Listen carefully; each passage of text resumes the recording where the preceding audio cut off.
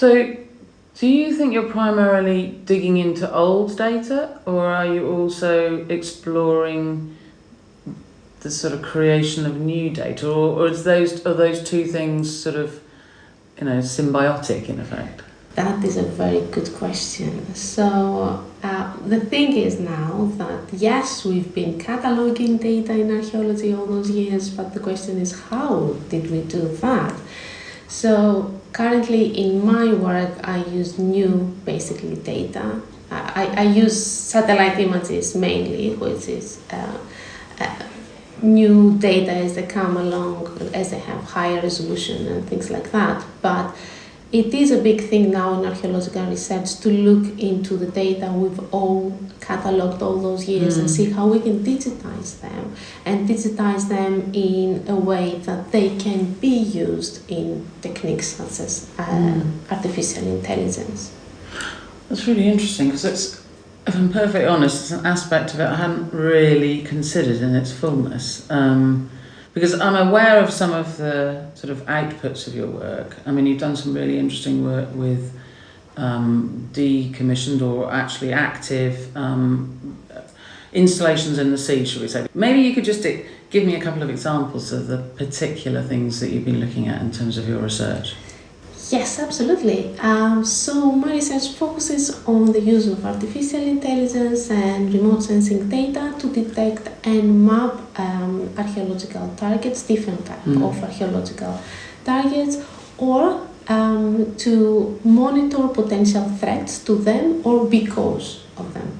And as you mentioned, I'm working both on land and underwater environments. So I've been looking, for example, let's focus on underwater, on how to detect shipwrecks, on isolated coral reefs, and how to detect Crannogs on lakes in Scotland, and how to detect oil and gas platforms. And that's especially interesting because many people might be wondering why we are here in archaeology. That was going to be my next question. Yes. So there are basically two important reasons why we care where these oil and gas platforms or renewable energy is going to be installed in the next couple of years. Because as we know, we are rushing towards that, and for a good reason. But the thing is that offshore structures are going to be installed near the shoreline, near the shore areas where we have a lot of cultural heritage. And not all countries around the world share the information about where these offshore structures are located or where they are expected to build the new ones. So that's one important thing to monitor about where they are, where they're going to be installed. But the second one is that many of these structures that are already there, been there almost 100 years,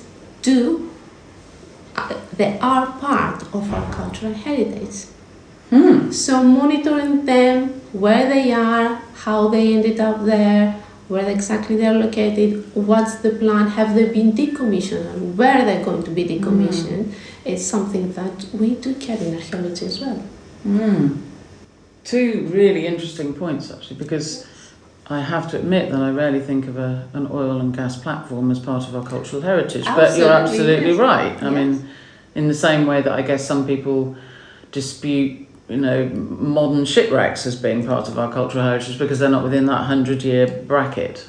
Exactly. But also interestingly, and because I also work with big data sets, as you know, this idea, the whole idea of, monitoring what other countries or other cultures are doing from space is always quite a sort of, slightly complicated area. But you're right. I mean, we need to have this information because we live in a global world, and these have impacts, and people are at different stages of protecting. How does that work for you? It is one big issue, Lucy, that what you are mentioning, ethical use of AI, and that's a big thing. We all use AI because we rush to use AI because it's brilliant and it works amazing if you try it. But I think now everyone is taking a step back and starting to consider how to ethically use AI and what's the appropriate thing to do.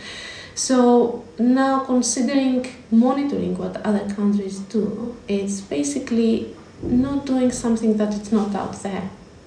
I'm using satellite data that's available to everyone. So everyone can have access to this data. It's not that I'm using something that it's not available to everyone. The only thing is that yes, using these techniques you can extract information more quickly and in a more holistic way rather than just looking around specific what's happening around specific countries. So you're getting this bigger picture. Yes, it's basically looking at the bigger picture using data that's openly available to everyone. So how did you personally decide to go down this path? Oh, yes, right. So my background is in geophysics. So in my PhD, I worked with combining satellite data and geophysical data and developing image processing algorithms. So at some point, machine learning techniques became available, became on the news and everything. So I decided to see how I can include and automate some of these processes using these methods. And it worked amazingly well. So I thought that it will be brilliant if we can bring that technology in archaeological research. Because I was working with identifying archaeological targets, so I thought that we have plenty of satellite images. Why not try to use something it's faster, it's quicker, it's more efficient, to see if it can work better, and it did. Yeah. So do you use it in your daily use as well? I mean, we all use it in daily use. Do we? What, even me? It is cognitively. Our phones use AI, GPS use AI, everything. Our ATM cards, when we use it, they use AI. Everything now is based on AI. Even if we like it or not, AI is in our daily lives. Or if we're aware of it or not. Yeah. Yes. Oh, exactly. Goodness. Wow. So what are you currently working on? What's making you excited at the moment about your AI applications? So I'm continuing my work into looking and more expanding how to detect shipwrecks around the world. Because this is a really interesting one, because, we have all these records, there's records of shipwrecks around the coast of the UK, for example, that tell us there are hundreds of thousands, but most of them are non-detected. And the other issue is depth. I mean, you mentioned that the shipwrecks you're looking for or detecting are on coastal areas or coral reefs, I think you said. But when you come to depth, that's another thing entirely. So exactly. So I'm trying to see and find different type of signatures that the shipwreck can leave in surrounding area, and see if satellite data, different types of satellite data, can identify this different signature where a shipwreck is located, and see if we can train an algorithm that is able to detect shipwrecks around the world. Because it's amazing, we have 3 million shipwrecks around the world and only 10% is currently known. And from these 10%, from my research, I found out that the majority of them are not accurately located. Yes, I can corroborate that one, definitely. So how are you getting on? When are we going to find those 3 million? I hope pretty soon, but the truth is it's a big work, because if we're trying to look worldwide, you have to use worldwide data. Yeah. And as I mentioned earlier, clear data is really hard to Absolutely. find. Yes. So to train an algorithm, AI works only if you have good data to use.